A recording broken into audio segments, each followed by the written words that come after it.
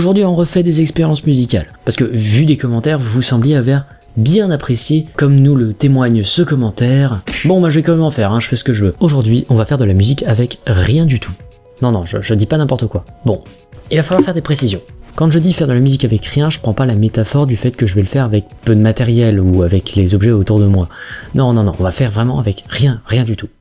Enfin, pas vraiment. On va le faire à partir d'un enregistrement de rien. C'est-à-dire, quand vous enregistrez quelque chose avec votre microphone, enfin du moins quand vous enregistrez rien, en fait vous enregistrez quand même quelque chose. Ce quelque chose, c'est le bruit blanc. Le bruit blanc, c'est un son tout petit, très fin ou très grand, ça dépend en fait des microphones. Ce bruit-là est un peu un bruit de fond, il n'est pas spécialement très agréable. D'ailleurs, un des critères de qualité d'un microphone, c'est sa capacité à avoir beaucoup ou pas beaucoup de bruit blanc. Moins t'as de bruit blanc, plus la qualité est élevée. Mais il y a aussi énormément d'autres critères et il les reste relativement minimes.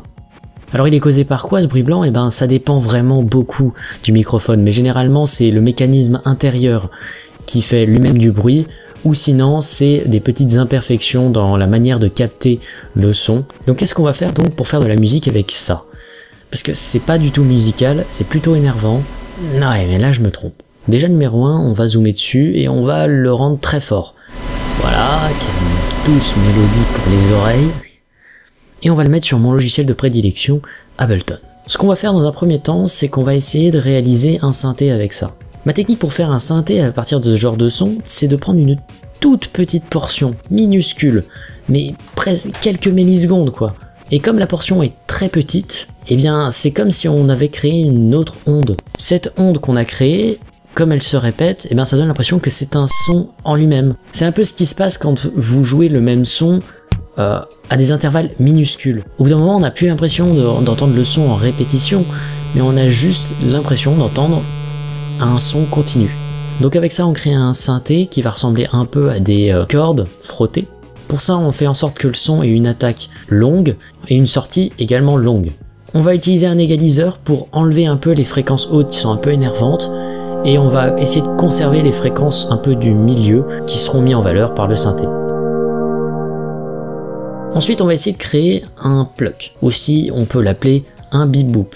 Pour faire notre beep boop, on va réutiliser le son qu'on avait, mais cette fois-ci, on va mettre l'attaque très petite et une sortie un peu longue, mais encore une fois petite. Ça enlève le côté planant et ça donne un côté beep boop, un peu comme une sorte de guitare, elle, pincée. Sauf que là, c'est des sons totalement électroniques. Ici, on met en valeur pas vraiment de fréquences en particulier, on va dire que c'est les fréquences toujours du milieu qui sont mis en valeur.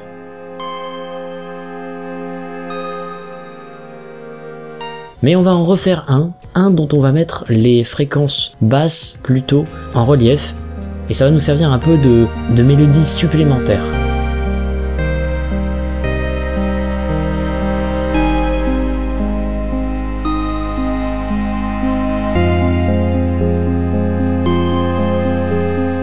On va ensuite réaliser une basse, toujours en utilisant le même son, parce que oui, on va l'utiliser beaucoup, une fois qu'on a trouvé un filon, on ne s'arrête pas. Cette fois-ci, on va mettre en valeur exclusivement les fréquences basses. Le résultat final, c'est un son particulièrement bas, plutôt agréable pour les oreilles.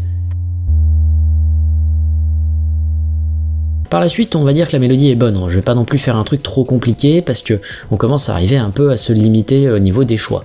Mais on va commencer à faire les percussions. Pour les percussions, j'ai fait des choses très simples.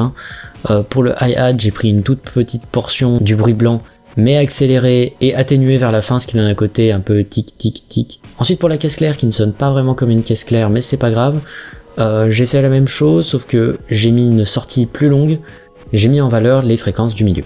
Ensuite, pour le kick, j'ai pris à peu près la même chose, mais j'ai mis en valeur principalement les fréquences basses. Ensuite, j'ai réussi à faire un autre bruit de cymbale, et cette fois-ci, c'est un accident, mais un accident heureux. Et je ne pourrais pas trop vous expliquer comment j'ai fait.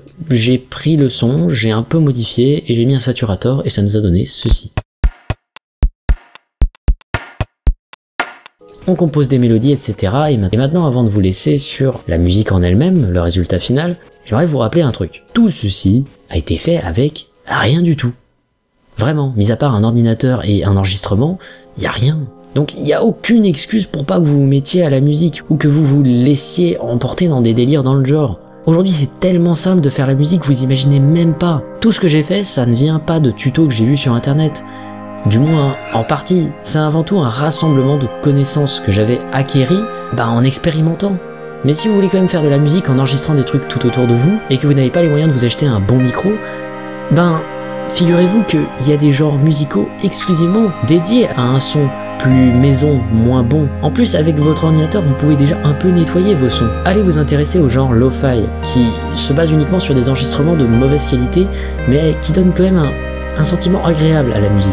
Des albums cultes, des classiques sont des albums de lo-fi, notamment In the Aeroplane Over the Sea de Neutral Milk Hotel, qui est volontairement un enregistrement très chaotique et mauvais. Faut pas baisser les bras uniquement parce que soi-disant on n'a pas le matériel. Avec un peu d'ingéniosité, on peut faire des trucs très sympas. J'espère que cette petite musique à la con vous plaira. Et je vous rappelle que ça a été fait avec rien et en 30 minutes.